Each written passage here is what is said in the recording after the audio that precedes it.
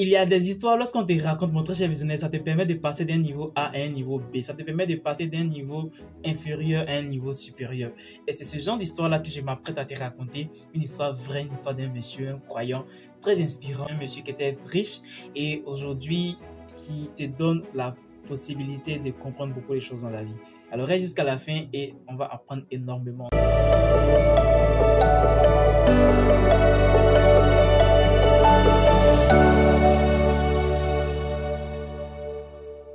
Salut à toi mon très cher visionnaire, bienvenue sur Vision de Vie, la chaîne des visionnaires. Ici nous parlons de la vie sur mesure, de tout ce qui peut nous permettre d'avoir une vie sur mesure. Alors tu as deux choses à faire pour ne pas qu'on se sépare parce que nous devons évoluer ensemble.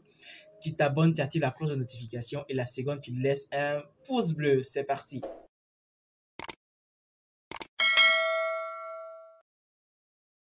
Alors très cher visionnaire, je vais te raconter l'histoire de ce monsieur. Trêve de bavardage. C'est un monsieur en fait qui était riche, immensement riche on va dire, et qui était en même temps pieux, c'est-à-dire qu'il croyait en Dieu, qu'il priait beaucoup. Et le monsieur, les gens le jalousaient. Il avait ses entreprises, plusieurs entreprises en fait qui marchaient, ses affaires marchaient comme on le dit. Et progressivement, les choses vont évoluer jusqu'à un moment donné où il va tomber. Il va tomber vraiment en faillite. Et les gens commencent à se moquer de lui partout pour dire, voilà, on vous disait qu'il avait tissé un pacte avec le diable.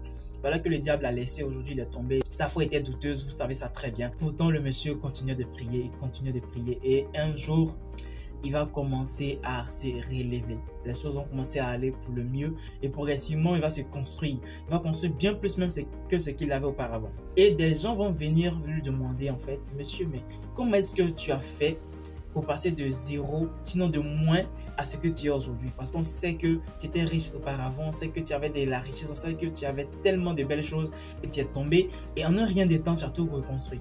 Le monsieur a dit ceci, vous savez, il faut rêver grand dans la vie.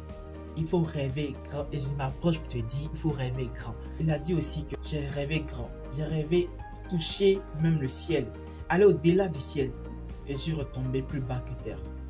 Et c'est là que je me suis rendu compte que j'avais quelque chose à faire et cette chose que je devais faire, c'est de construire les fondations de ma vie.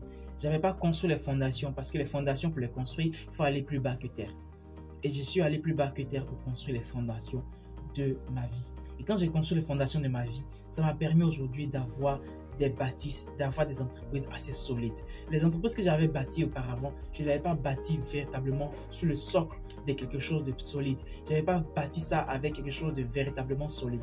Du coup, aujourd'hui, je me rends compte qu'il fallait le faire. Mais c'est quoi cette chose solide que tu as découvert? Le fait d'aimer les uns et les autres, le fait d'apporter un plus à sa communauté, le fait d'avoir une crainte véritable en Dieu.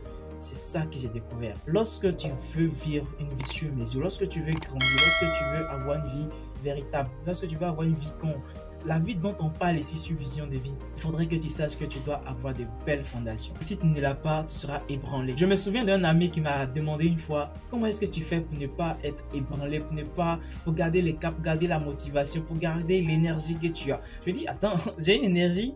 Je ne sais pas, peut-être que mon énergie est devenue naturelle, mais je me suis rendu compte que le fait de dire que je suis obligé de réussir, le fait de dire chaque fois que je suis obligé de réussir, ça me met la barre haute. Ça me dit que lorsque je suis à ce niveau-là, là, je me rends compte que je n'ai pas fermé un bouton, mais c'est pas grave.